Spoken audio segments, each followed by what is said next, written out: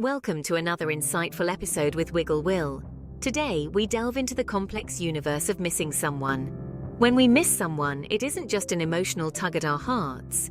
It's a multi-layered experience that engages our biology, psychology, and even the world around us. From the neurochemical reactions coursing through our brains to the psychological dynamics of attachment and memory, the experience of missing someone is as intricate as it is intense. External factors like our environment and cosmic influences can also shape this experience in surprising ways. Beyond these, our social and cultural contexts, as well as our use of technology, add another layer of complexity. As we navigate this labyrinth of longing, we also discover diverse coping mechanisms and the healing power of time. So buckle up as we embark on this fascinating journey of understanding the science of missing a person, pheromones, and social bonding. The role of pheromones in human social bonding is still a subject of ongoing research, but they are known to play a significant role in attraction and social interactions in many species. In humans, pheromones could subtly influence social bonding by signaling genetic compatibility or general health, contributing to the unconscious factors that draw individuals together. The absence of these pheromonal signals during separation might not directly cause longing but could underlie the subconscious sense of something missing in the presence of a loved one. To understand the longing we feel, we must first explore the world within us, the realm of neurochemistry. At the heart of our yearning are two key players, dopamine and oxytocin. Dopamine, often dubbed the feel-good neurotransmitter, is more accurately associated with reward and motivation. It's the thrill of the chase, the rush of anticipation. When we're with someone we care about, our brain releases dopamine, creating a sense of pleasure and reinforcement. Dopamine and oxytocin. These neurotransmitters are central to our feelings of happiness, attachment, and longing. Dopamine, often dubbed the feel-good neurotransmitter, is released during pleasurable situations and stimulates the brain's reward center. In the context of relationships, engaging with loved ones can trigger dopamine release, reinforcing attachment by associating the individual with positive emotional experiences. When separated from loved ones, the decrease in dopamine levels can lead to feelings of longing, as the brain seeks to re-experience the positive reinforcement previously associated with their presence. Oxytocin, on the other hand, is crucial for forming social bonds and is often released during physical touch and intimate moments, strengthening the emotional connection between individuals. Its role extends to enhancing empathy and trust, fostering a sense of closeness and security.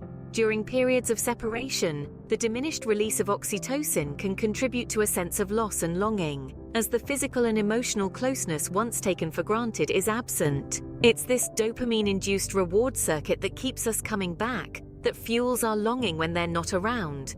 Then there's oxytocin, the love hormone. Oxytocin deepens our feelings of attachment and intimacy. It strengthens the bond we share with others, enveloping us in a comforting sense of trust and closeness. When we hug a loved one, or even just think about them, our oxytocin levels rise. It's the warm glow of connection, the tender, heartfelt affection that makes us feel at home. But what happens when we're separated from someone we care about? Our dopamine and oxytocin levels drop.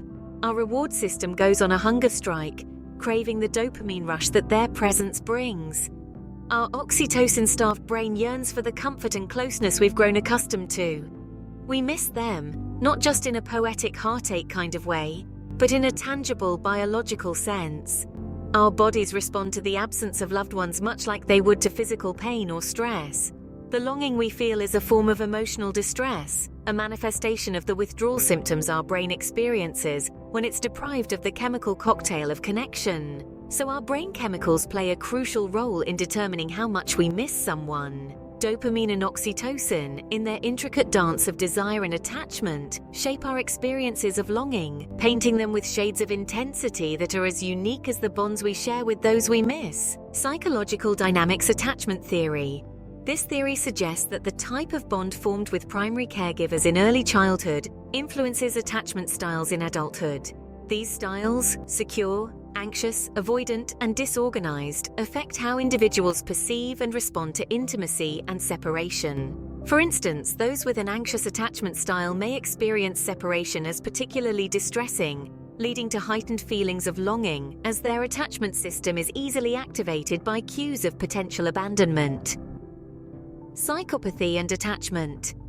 Individuals exhibiting psychopathic traits often show impaired emotional processing and a reduced capacity for empathy, which can affect their attachment patterns and interpersonal relationships. Their tendency towards shallow affect means they may not experience longing in the intense, emotionally charged manner that others do, as their relationships tend to lack the depth and emotional investment necessary to evoke such feelings. Our early childhood experiences lay the foundation for how we form attachments and, consequently, how we experience longing. Attachment theory, developed by British psychiatrist John Bowlby, posits that the bonds we form as infants with our primary caregivers deeply influence our future relationships. Essentially, these early experiences shape our attachment styles, which can be categorized broadly into secure and insecure. Imagine a child with secure attachment.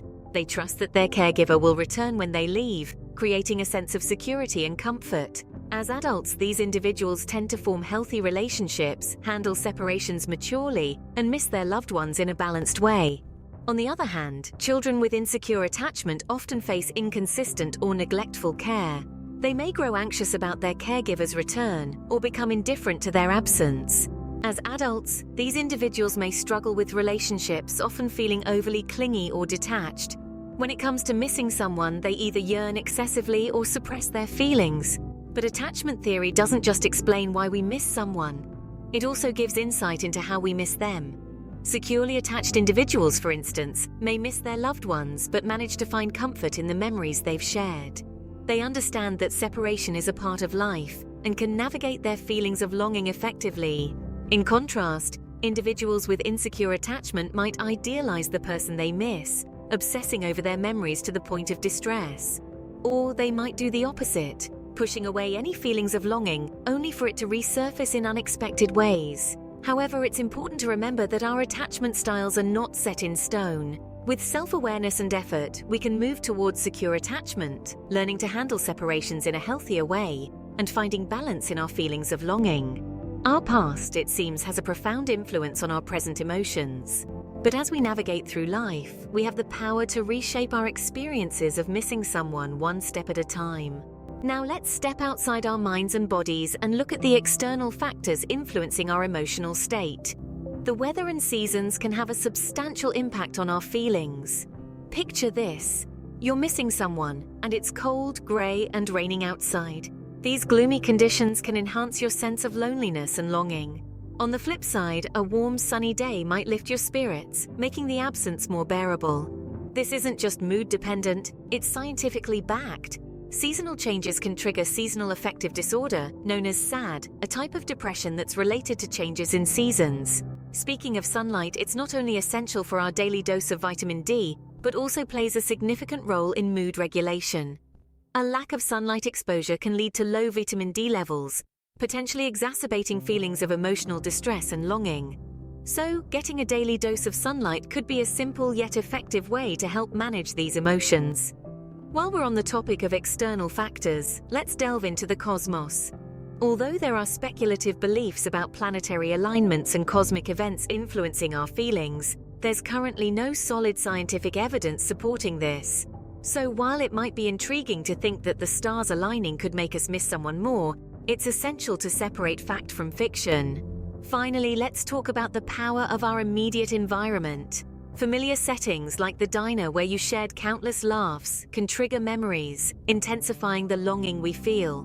Conversely, new environments and engaging activities can offer a momentary distraction from the ache of missing someone. Indeed, our surroundings can significantly amplify or diminish the feelings of missing someone. Environmental and external influences. The environment plays a significant role in shaping our emotional experiences, including the sensation of missing someone. Familiar settings that evoke memories of shared experiences can intensify feelings of longing, as these places are imbued with the essence of the absent person. Seasonal changes, particularly during autumn and winter, can exacerbate feelings of loneliness and yearning due to shorter days, less sunlight, and the psychological association of cold with isolation. The speculative notion of cosmic influences, like planetary alignments on our emotions, stems from a long-standing human fascination with the stars and their potential impact on our lives. While these beliefs lack empirical support, they highlight a desire to connect our personal experiences with larger universal forces, perhaps as a way to find meaning or solace in the face of emotional pain. In this interconnected world, culture and technology too have a say in how we miss someone. Let's start with the socio-cultural influences. The way we express and experience longing can greatly vary across cultures. Some societies encourage the open display of emotions, allowing individuals to freely express their feelings of longing and receive communal support. Meanwhile, other cultures promote emotional stoicism, where feelings are kept private and longing is experienced in solitude. Support systems and communal practices also play a significant role. In societies with strong community bonds, the support provided by friends, family, and neighbors can help ease the pain of missing someone. Shared rituals and practices, such as communal meals or memorial ceremonies, can provide a sense of belonging and reduce feelings of loneliness. Now let's turn to technology. The double-edged sword of our digital age. On one hand, social media and instant communication can bridge distances, allowing us to keep in touch with loved ones no matter where they are. A quick text, a shared photo, or a video call can provide a sense of closeness, a temporary relief from the pain of absence. Yet, paradoxically, these same technologies can also intensify our feelings of longing. The constant stream of updates can serve as a painful reminder of the physical distance that separates us. And let's not forget about the phenomenon of online presence. Seeing that someone is online, yet not communicating with us, can exacerbate feelings of rejection and loneliness. Moreover, the digital realm can create a sense of false closeness. It's easy to mistake the virtual for the real, to confuse digital interaction with genuine connection. This can lead to an emotional disconnect, where we feel close yet so far away. Thus, the world around us, both physical and digital, can shape our emotional experiences. Sociocultural and technological factors. Cultural norms and social expectations significantly influence how we express and experience longing. In some cultures, open expressions of emotional pain are encouraged and seen as a sign of deep emotional connections, while in others, stoicism is valued, and such expressions may be more restrained. Technology, particularly social media and instant communication, offers a double-edged sword in the context of missing someone. It can provide a sense of closeness and immediacy, keeping us connected across distances.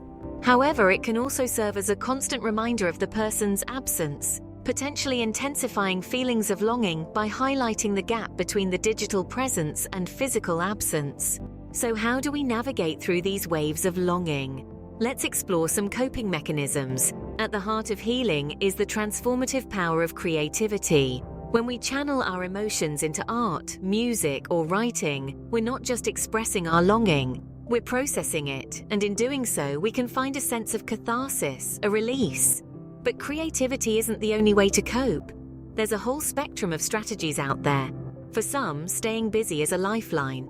The routine and rhythm of daily tasks can provide a comforting distraction. For others, seeking community, sharing our experiences, and finding solace in the knowledge that we're not alone in our feelings can be incredibly beneficial.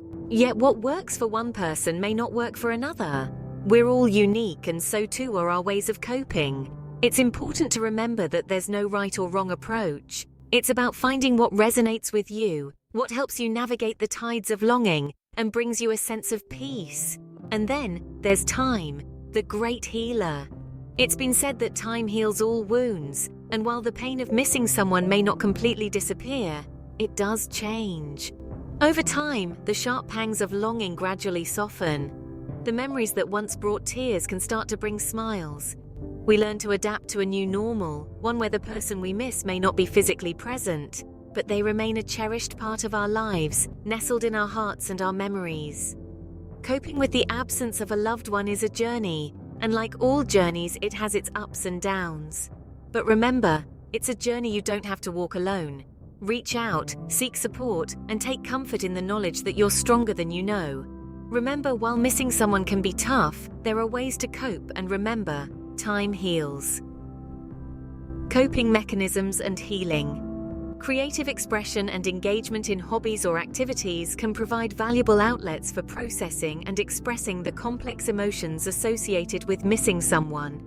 These activities offer a form of catharsis, allowing for the externalization of internal emotional states, which can be particularly therapeutic. Over time, the intensity of longing typically diminishes as individuals adapt to the absence and find new ways to connect with the memory of the person or integrate the experience of loss into their ongoing lives. This process is deeply personal and varies greatly from one individual to another, influenced by personal resilience, the nature of the relationship, and the availability of social and emotional support. As we have seen, missing someone is a complex interplay of various factors. It's a dance between neurochemistry, psychology, our environment, and even sociocultural elements. Our brains respond to absence in fascinating ways, with hormones like dopamine and oxytocin dictating our sense of longing. Psychological theories like attachment theory help us understand how our early life experiences and relationships influence our capacity to miss someone. Our physical surroundings, the weather, and even the amount of sunlight we receive can impact our feelings of longing. Sociocultural norms and the advent of technology also play significant roles, shaping how we express and manage our feelings. In the face of these intense emotions, we have a range of coping mechanisms at our disposal, from creative expression to seeking community. And let's not forget, time, the ultimate healer, helps us adapt to new normals. With this knowledge, we hope you find comfort and insight in your experiences of missing someone. Until next time, this is Wiggle Will, signing off.